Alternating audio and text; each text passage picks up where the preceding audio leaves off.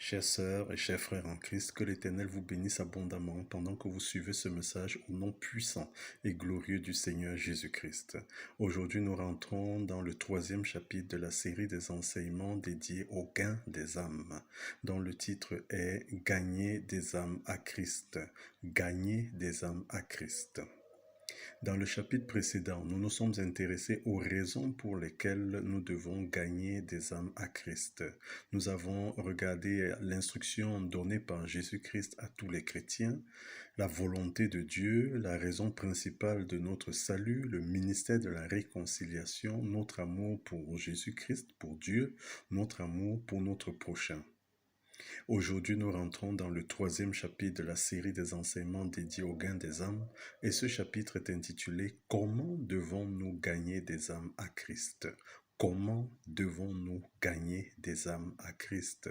Dans ce chapitre, nous regardons à ce que nous devons faire, ce que nous devons intégrer pour gagner des âmes à Christ. Nous allons regarder à la parole de Dieu, la puissance de Dieu, l'évangile de Jésus-Christ, l'assurance du salut, le tact et la courtoisie, et puis l'œuvre de Dieu. Regardons d'abord à la parole de Dieu.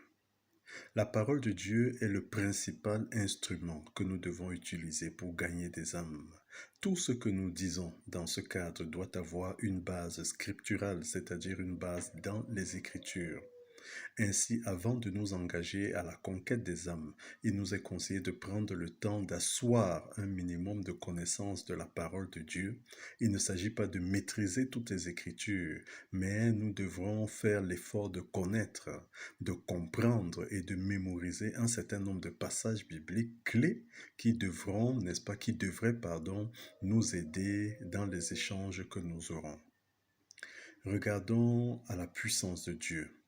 Nous avons besoin de la puissance de Dieu, nous avons besoin de la puissance de l'Esprit Saint. Le gain des âmes, ce n'est pas une balade de santé, c'est une opération de conquête qui nécessite la manifestation d'une certaine puissance. La puissance du gagneur d'âme est celle de l'Esprit Saint, du Saint-Esprit. Nous avons besoin de la puissance de l'Esprit Saint pour tirer des frères et des sœurs des ténèbres pour la lumière de Dieu. Et comme le disait l'ange de l'Éternel au prophète Zacharie, c'est ici la parole que l'Éternel adresse à Zorobabel, ce n'est ni par la puissance, ni par la force, mais c'est par mon esprit, dit l'Éternel des armées. Zacharie 4 au verset 6. Ainsi, avant de nous engager, nous devons nous assurer que nous sommes revêtus de la puissance de l'Esprit de Dieu. Jésus lui-même a eu besoin d'être revêtu de la puissance de l'Esprit de Dieu avant de commencer son ministère terrestre. Dans le passage de Luc, chapitre 4, au verset 14, il est écrit « Jésus, revêtu de la puissance de l'Esprit, retourna en Galilée et sa renommée se répandit dans tout le pays d'alentour. » L'apôtre Pierre a rendu témoignage de la puissance du Saint-Esprit qui se manifestait par Jésus. Il a déclaré, « Vous savez comment Dieu a oint du Saint-Esprit et de force Jésus de Nazareth qui allait de lieu en lieu, faisant du bien, guérissant tout ce qui était sous l'empire du diable, car Dieu était avec lui. » Acte 10 au verset 38. Les apôtres également ont eu besoin d'être revêtus de la puissance de l'Esprit Saint avant de commencer leurs œuvres. Jésus leur avait dit « Mais vous recevrez une puissance, le Saint-Esprit survenant sur vous, et vous serez mes témoins à Jérusalem, dans toute la Judée, dans la Samarie et jusqu'aux extrémités de la terre. » Acte 1 au verset 8. Comment recevoir la puissance du Saint-Esprit? Jésus s'adressant à ses disciples a déclaré ce qui suit. « Si donc méchants que vous l'êtes, vous savez donner de bonnes choses à vos enfants, à combien plus forte raison le Père céleste donnera-t-il le Saint-Esprit à ceux qui le lui demandent ?» Luc 11 au verset 13. Nous devons demander le revêtement de la puissance du Saint-Esprit dans la prière. Les Écritures disent « Demandez et l'on vous donnera, cherchez et vous trouverez, frappez et l'on vous ouvrira. » Matthieu 7 au verset 7. L'Évangile de Jésus-Christ. Le message du gagneur d'âme. Le message du gagneur d'âme, c'est l'évangile. C'est la bonne nouvelle de Jésus-Christ.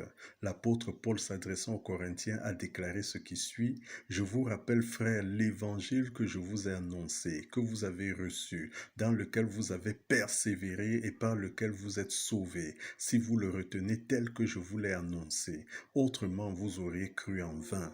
Je vous ai enseigné avant tout, comme je l'avais reçu, que Christ est mort pour nos péchés selon les Écritures, qu'il a été enseveli et qu'il est ressuscité le troisième jour selon les Écritures. 1 Corinthiens 15 du verset 1 au verset 4. Lorsque nous parlons de l'évangile que nous annonçons, n'est-ce pas, ceux qui sont devant nous, nous faisons principalement allusion aux quatre vérités fondamentales.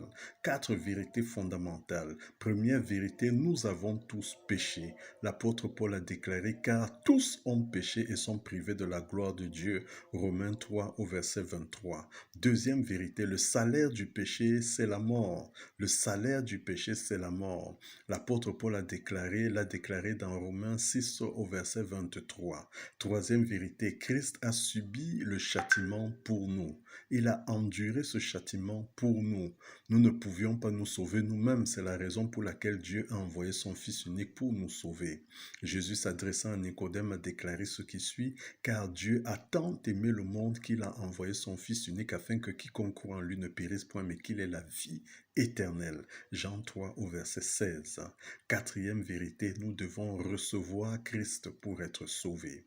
Dans le passage de Jean chapitre 1 du verset 12 au verset 13, il est écrit, mais à tous ceux qui l'ont reçu, parlant de recevoir la parole de Dieu, à tous ceux qui croient à son nom, Jésus est la parole de Dieu, elle a donné le pouvoir de devenir enfants de Dieu, lesquels sont nés non du sang, ni de la volonté de la chair, ni de la volonté de l'homme, mais de Dieu.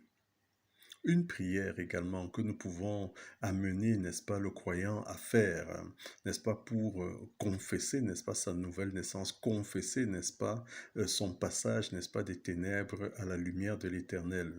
Seigneur Jésus, je reconnais que je suis pécheur, je crois que tu es le Fils de Dieu, que tu es mort à la croix pour mes péchés et que tu es ressuscité le troisième jour. Je t'en prie, viens maintenant dans mon cœur et sauve-moi. Merci Seigneur Jésus de m'avoir sauvé. Je pense que cette prière faite de manière sincère par quelqu'un qui souhaite, n'est-ce pas, recevoir Jésus-Christ aura un effet certain dans sa vie. L'assurance du salut. Nous obtenons l'assurance du salut par la parole de Dieu et par l'Esprit de Dieu. D'abord par la parole de Dieu. Nous recevons le salut de Dieu par la foi, ça nous le savons, et rappelons-nous que la foi vient de ce qu'on entend et ce qu'on entend de la parole de Dieu, selon Romains 10 au verset 17. L'apôtre Jean a déclaré, et voici ce témoignage, c'est que Dieu nous a donné la vie éternelle et que cette vie est dans son Fils. Celui qui a le Fils a la vie, celui qui n'a pas le Fils n'a pas la vie. Je vous ai écrit ces choses afin que vous sachiez que vous avez la vie éternelle, vous qui croyez au nom du Fils de Dieu. 1 Jean 5 du verset 11 au verset 13. L'assurance, n'est-ce pas, du salut vient également au travers de l'Esprit de Dieu, l'Esprit Saint. L'apôtre Paul s'adressant aux Romains a déclaré, l'Esprit lui-même, parlant de l'Esprit Saint, rend témoignage à notre esprit que nous sommes enfants de Dieu. Romains 8 au verset 16. Alors, le tact et la courtoisie. Nous devons avoir la parfaite conscience que chaque personne à qui nous apportons l'évangile est particulière. Ainsi, l'approche ne saurait être la même pour tout le monde. Elle doit être modulée en fonction de certains éléments importants que sont le niveau supposé de connaissance de la personne, l'environnement de la personne, la condition de la personne. Vous ne vous adresserez pas à quelqu'un qui est malade de la même manière que vous adresserez à quelqu'un qui est en bonne santé. Vous ne vous adresserez pas à un professeur d'université de la même manière que vous vous adresserez à une maman qui se trouve par exemple dans un marché, par exemple au marché central. De plus, nous devons nous adresser à ceux qui sont en face de nous avec tact et avec courtoisie, évitant de rentrer dans des discussions vaines, restant focalisés sur l'objectif. L'objectif que nous avons, c'est annoncer Christ. L'œuvre est de Dieu. En nous engageant dans le gain des âmes, gardons à l'esprit que nous participons à la construction d'un nouvel édifice dans la vie de ceux à qui nous nous adressons. Nous apportons une brique pour la construction de l'édifice, mais l'œuvre est celle de Dieu lui-même. Il peut arriver que des gens soient réfractaires à nos paroles. Dans ce cas, souvenons-nous que nous ne faisons qu'apporter des briques pour la construction d'un édifice et que d'autres briques peuvent être nécessaires pour la finalisation de l'œuvre de Dieu. Il y a un temps pour toutes choses, comme cela est précisé dans Ecclésiaste 3, verset 1 et puis au verset 11. Dieu fait toutes choses bonnes en son temps. L'apôtre Paul, dans son adresse aux Corinthiens sur la paternité du salut, a déclaré ce qui suit: J'ai planté, Apollos a arrosé, mais Dieu a fait croître, en sorte que ce n'est pas celui qui plante qui est quelque chose, ni celui qui arrose, mais Dieu qui fait croître. 1 Corinthiens 3 du verset 6 au verset 7. Dans son adresse aux Éphésiens, l'apôtre Paul a déclaré: Car c'est par la grâce que vous êtes sauvés, par le moyen de la foi, et cela ne vient pas de vous, c'est le don de Dieu. C'est le don de Dieu. Le salut est un don de l'Éternel. Éphésiens 2 au verset 8. Que l'Éternel ouvre notre entendement et que l'Esprit de Dieu nous revêt de force et de courage pour que nous nous engagions résolument dans le gain des âmes à Christ au nom puissant et glorieux du Seigneur Jésus-Christ.